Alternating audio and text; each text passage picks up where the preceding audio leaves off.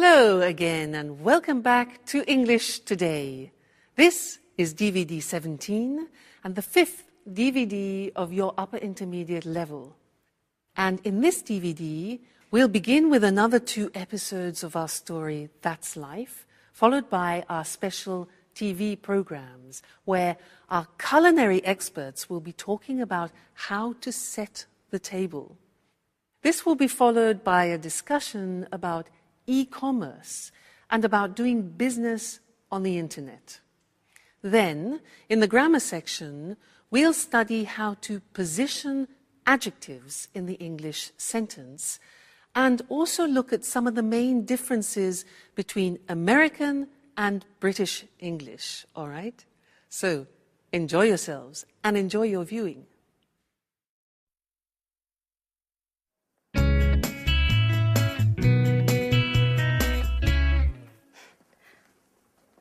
I knew it. It couldn't have been different. Watch out! Oh, God. Did you hurt yourself? Oh, no. You should watch where you're going. Oh, no. Oh, no. I'm just walking into things. You know, I'm a bit absent-minded. When I was a kid, I was always falling over. I was always covered in bruises. But, oh, excuse me now. The first full moon of the summer. Just wonderful. Hey, what's the full moon got to do with anything?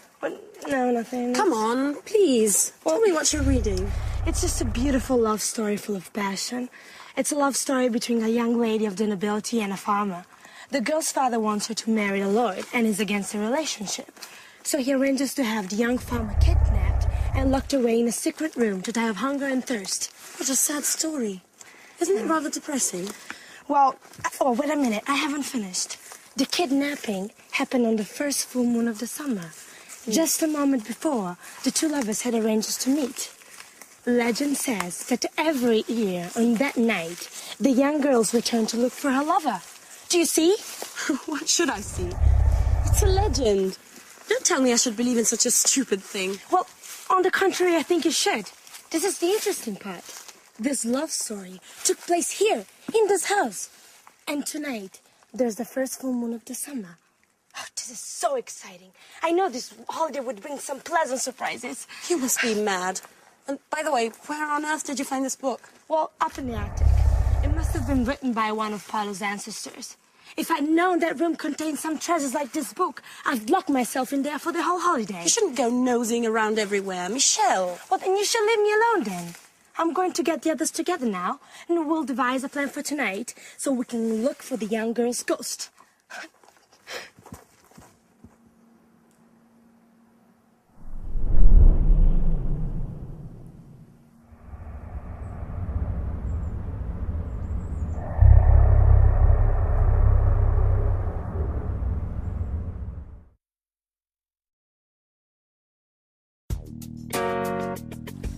Hey, Sarah! Lick a flip!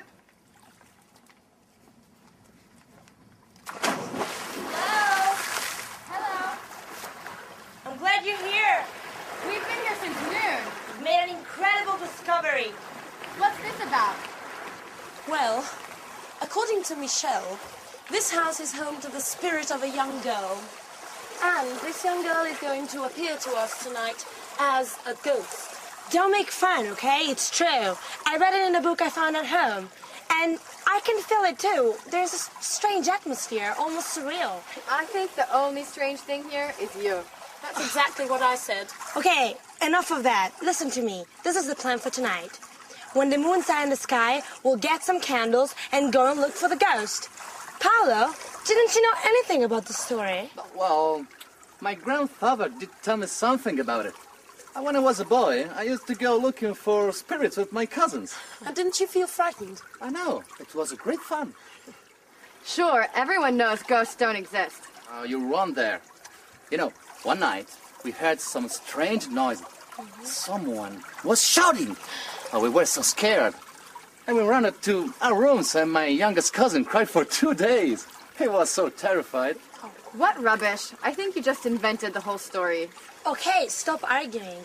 Paolo and I are going to look for the ghost tonight. Sandra, you coming with us? Well, I don't really believe in these things, but if you're both going, well, why not? It'll be a bit of change from the other evenings. And By the way, I'm quite curious to find out whether this ghost really exists or not. Sarah, are you coming with us? Oh no, I don't believe in spirits, and I don't do such stupid things. I'll just stay in my room and read. Oh, come on, Sarah. Don't be the usual spoil sport. Come with us. You'll see it'll be fun. Don't insist. I said no. That damn pub. She wouldn't be like this if it hadn't burned down. I know, you're right. Let's try not to let our problems get us down. Sandra, can you call Mike and Anne? And we'll tell them what's the plan for tonight. Okay. Ghost hunting under a full moon, yeah.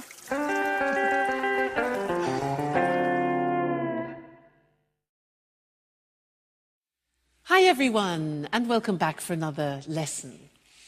Now, as you've been watching our story, That's Life, you've probably noticed that there are different Englishes, different accents, like British English, American English, Australian English. Yeah, now you can often notice that from the accent.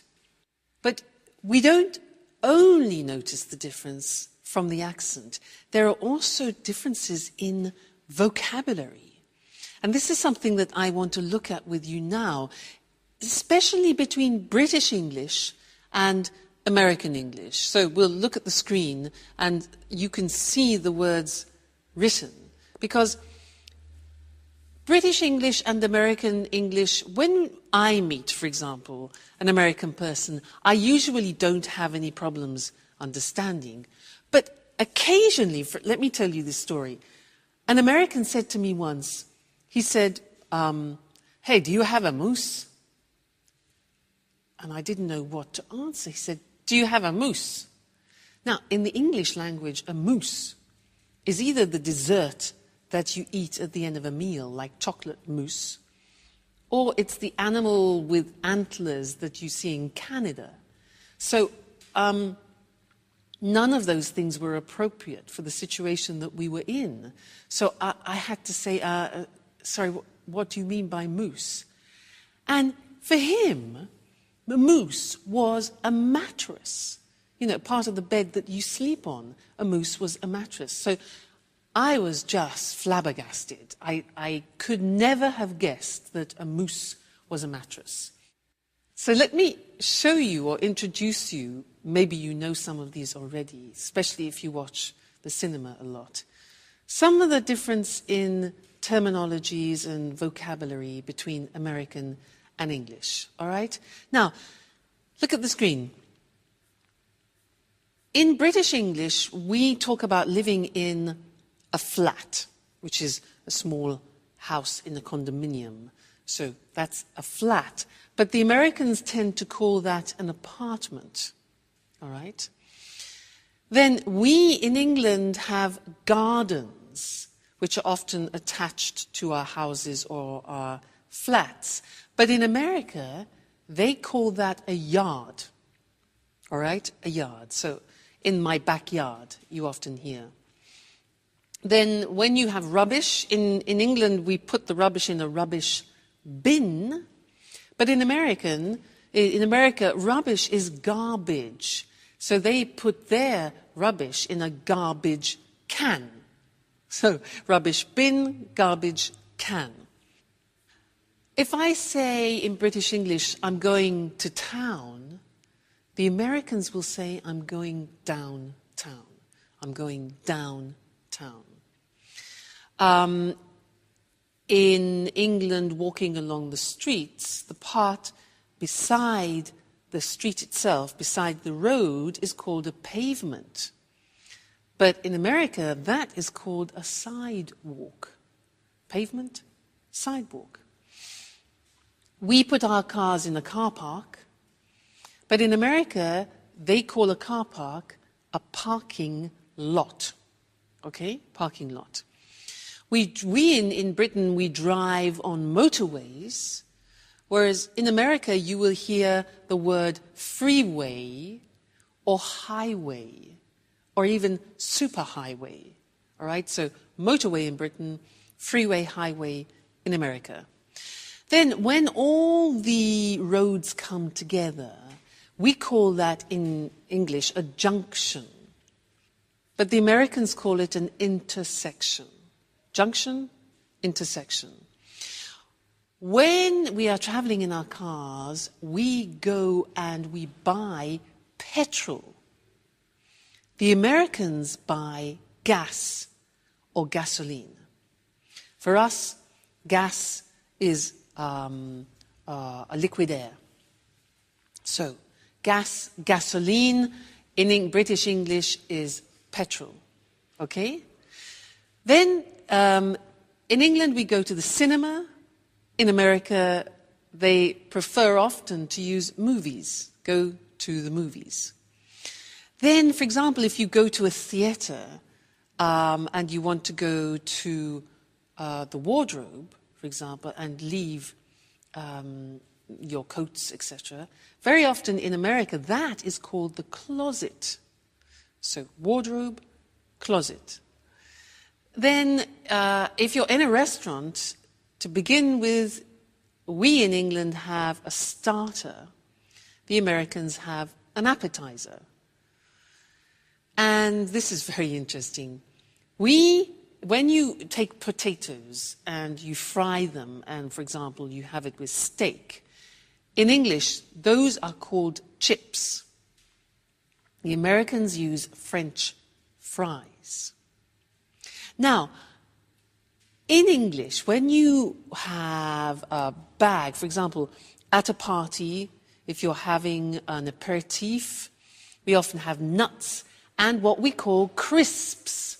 Now, crisps are very thin pieces of potato, chopped up very finely, and then cooked, usually in hot oil, and put in plastic bags. Now, we call those crisps, but the Americans call them potato chips. So it's very confusing. For us, chips is what you have with steak, and the crisps are the things that you have in the bag. All right? And one more thing. In Britain, we talk about summer, winter, spring, and autumn, but often in American English, you will hear autumn referred to as fall. So those are just a few examples of the difference between British English and American English. But keep noticing the differences especially when you're watching films, because it really is very interesting, and it will help you in preparation for when you go to both countries. All right, so good to see you again, and I look forward to seeing you again in the next lesson. Bye.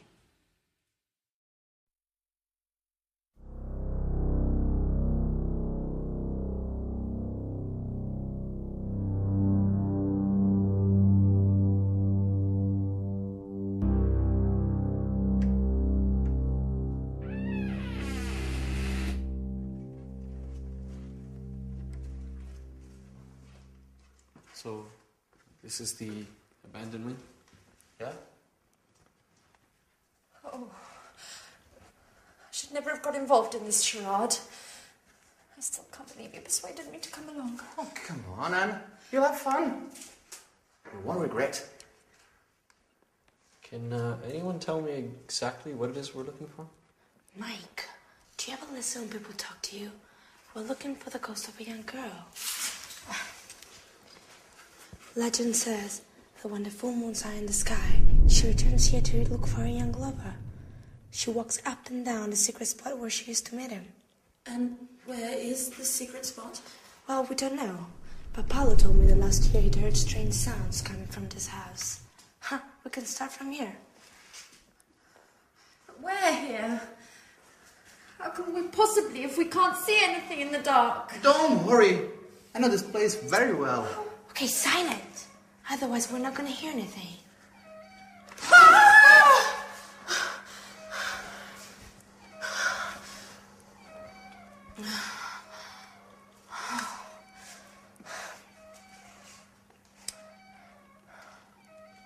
Did anyone anyone ask Sarah if she wanted to come along with us?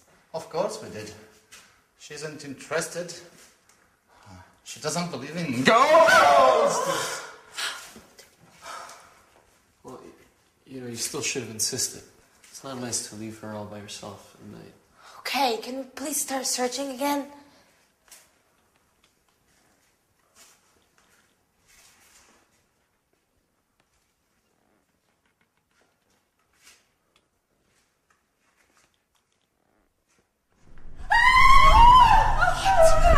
What? Somebody here! Somebody I don't see anything. Are you sure? touched me on my shoulder. Yes, I'm sure. I'm sure they squeezed my shoulder.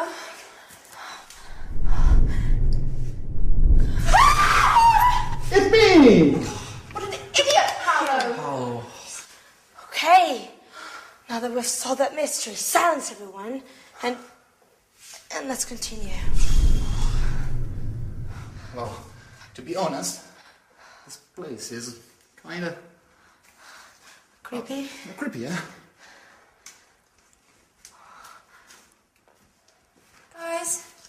Guys, wait for us. Please.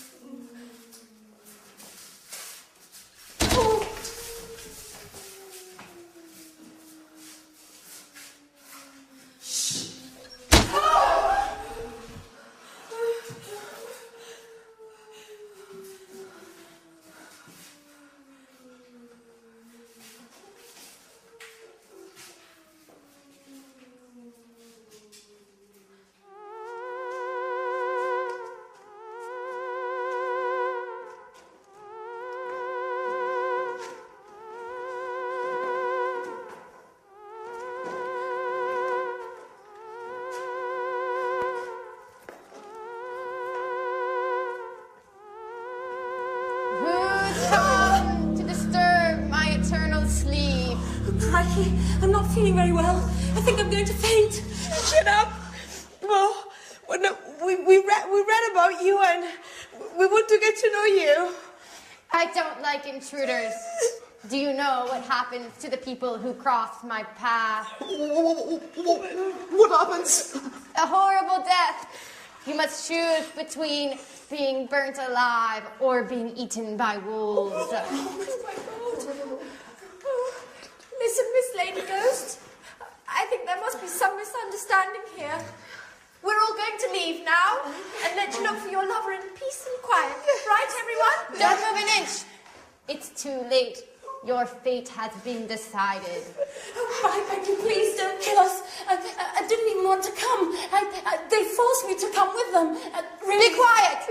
Now, all of you, close your eyes and put your hands up in the air. And now...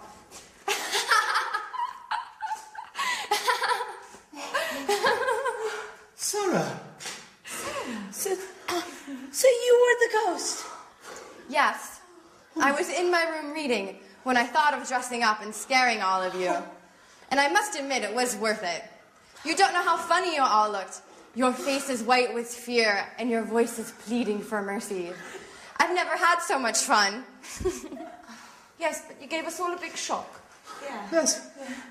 But if it made the old Sarah come back, then long live ghosts!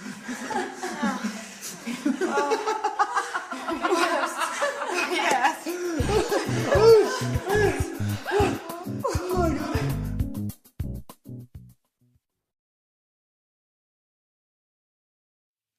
Do you believe in ghosts?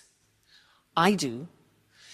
You know, once when I was teaching in England, I was in a mansion, a beautiful old house in the country. And they told me that every day in one of the rooms in a mansion, there was a breeze which passed through the room every afternoon at 4 o'clock. And they said it was a friendly ghost a woman, who haunted the house every day she passed through the room at 4 o'clock on the dot. I believe in ghosts. They're all in Scotland and Britain, I think, in general. Now, I want to do something with you in this lesson related to English adjectives. If you look at this bag, if you want to describe this bag, you could say it's big, you could say it's brown, it's useful, it's casual. So these are a few adjectives which you could use to describe the bag. Now, the problem is if you want to use more than one or two adjectives before the noun, how do you order them? Do you say it's a big, casual, useful brown bag, or it's a brown, big, casual, useful bag?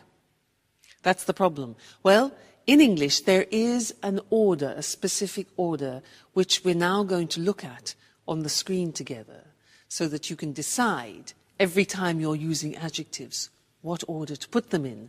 Let's take the bag. So look at the screen. The first adjective that we would say is the adjective of opinion. So, adjectives of opinion are, for example, interesting, boring, fascinating, in this case, useful, okay, or even casual. Then we talk about the dimension or the size. So it could be big, small, thin, thick. In this case, the bag is big. After we talk about the age, is it new, is it modern, is it ancient, is it old? And I think we could say about this that it's a new, more or less, a new bag. So far we have a useful, big, new bag. Then we talk about the shape. This bag is square. It could be oval. It could be round. So we've got shape. Then we talk about the color. For example, pink, blue, light green, brown. After that, the origin. Is it French, English, American, Italian? Okay. And then the material it's made of. If it's wooden, plastic, woolen, cotton in this case. So, if we want to describe this bag using all those adjectives, it would become this. Its opinion. A casual, big, new, follow the screen, new, square, brown, Italian cotton bag. Okay? Now, we don't usually put 8 or 9 adjectives before the noun, but if you do want to use 3 or 4, then that's the order which you follow. And remember that in English, all adjectives go before the noun, not after, because in some languages you can put adjectives before the noun and adjectives after the noun. However, in English, the rule is adjectives always before the noun. Okay? Great. So that's the lesson about adjectives, and I'll see you very soon. Bye. Welcome to Cooking Today. Hi, Lisa. Good to see you. Good to see you again, Nancy. Lisa, tell us what you're going to talk about this time. I've chosen a letter in particular. I've received so many. Here we are. It comes from Lynn. Dear Lisa, you're the person I most admire in my life. Please help me. My husband has decided to invite his boss and wife for dinner, and I've no idea how to arrange a formal table setting. Husbands can be so insensitive. Well, dear Lynn, you don't need bone china, silverware, or crystal to set an attractive table. Where does one begin? I'd start with the table covering. The ideal tablecloth for a formal dinner is a damask one, or a cloth with delicate embroidery. Can it be placed over a bare table? You'd better place a protective padded cloth underneath. What do you think about placemats? They're acceptable for every occasion except formal dinners. And table runners, aren't they pretty? They are, and very trendy nowadays since they come in a wide range of colours. Now, tell us about napkins. They're usually sold as a coordinated set with tablecloths. She's not supposed to use paper napkins, I suppose. Oh, it's considered a bit crass. You can use paper napkins for picnics. Is a napkin ring necessary? Why not? In the past, each family member would have one, either of wood or engraved silver. Today, they're available in many materials and styles. Now, what about dinnerware? I think that a set of one-colour dishes would be very smart. Round plain plates, a side plate, and serving dishes are perfect. What about glassware? The best for formal dinners is a long-stemmed goblet of medium height. Lynn will need a wine glass, a water glass, and a flute for champagne. And cutlery. How do you arrange forks and knives? Forks are placed to the left of the plate. Spoons and knives to the right, with the blade facing the plate. At the top of the plate, you place dessert forks and spoons. Of course, carving forks and knives are necessary when serving roasts. I see. How do you feel about centerpieces? Well, a basket filled with fresh flowers would smarten the plainest of tables. You can also use candles. It's a real work of art. Yes, and a pretty setting makes food taste better. Thank you, Lisa, for this informative chat. It was a pleasure. Now, let's see which term Lisa used to talk about table setting. First of all, she said there are different kinds of table coverings. A tablecloth is what we use to cover the table with during meals. Placemats are individual settings for more informal meals. Table runners are long and narrow pieces of fabric which can hold several places. A centerpiece can be placed in the middle of the table, usually with fresh flowers as decoration. If you want to protect your table from stains or heat, you better place a protective padded cloth under the tablecloth. A napkin is what we use to wipe our mouths with while eating. Today, paper napkins are rather convenient, but don't use them when Lisa is invited. A napkin ring is a ring of different materials, fabric, wood, silver, which allows people to identify their personal napkin during family meals. Now, let's go to dinnerware or dinner service, also called crockery. All plates, side plates, or serving dishes used for meals. Glassware refers to glasses that can be wine glasses, water glasses, or flutes, used to drink champagne. A stemmed goblet is a tall glass with a stem used in formal dinners. Cutlery, commonly referred to as silverware, refers to forks and spoons and knives. Serving forks and spoons are used to serve food from the serving dish. That's all for this time. See you again next week. It's the new frontier of retailing. It's revolutionized the way we do business, and it brings in customers from all over the world. Of course, I'm talking about e-commerce. I'm Eric Brown, and this is Let's Talk, the discussion program with our commentators, Tom and Marie. Good evening, everyone. Good evening. Well, what are your thoughts on e-commerce? Do you buy things online? Of course I do. I always book low-cost flights, and I also buy DVDs and books on the internet. As most people do, I shop online not only for the convenience, but also to pay the lowest price possible on any given item.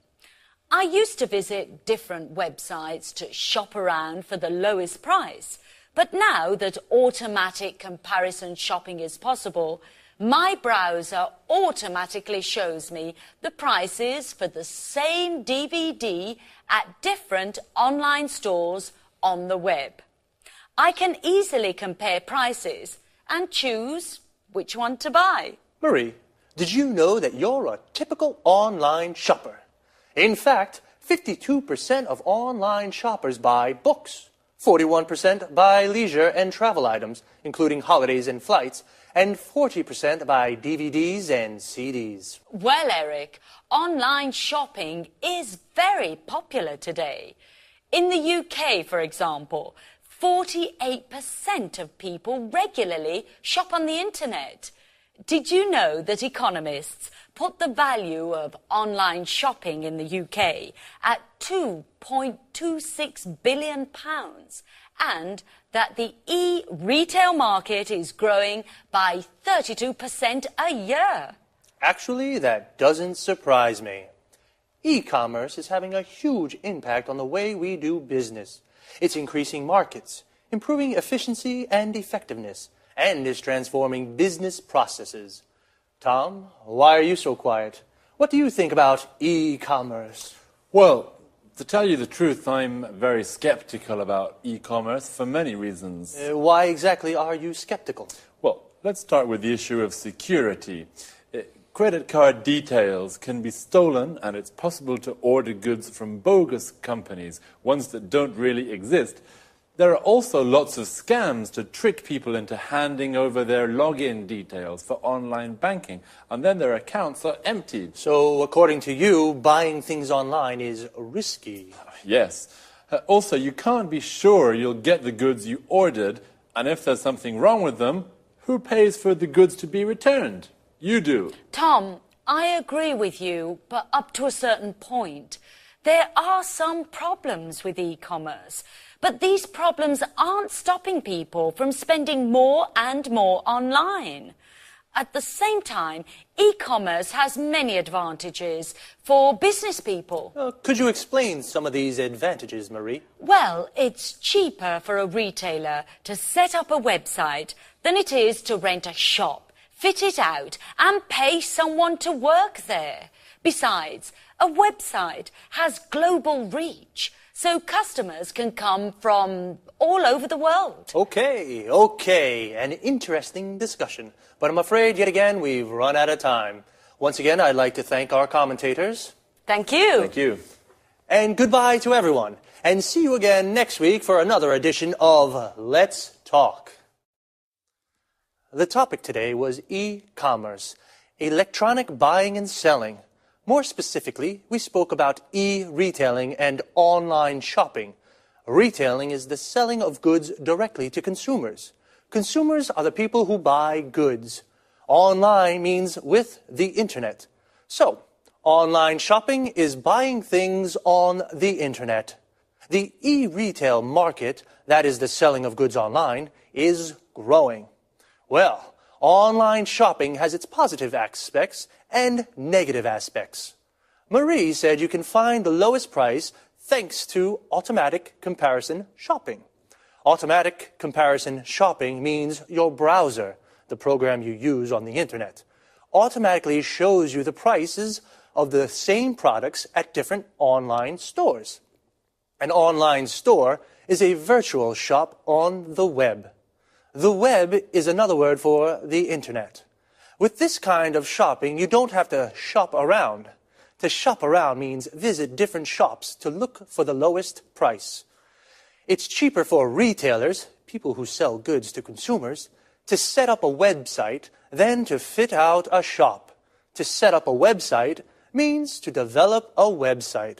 Notice how we say to fit out a shop.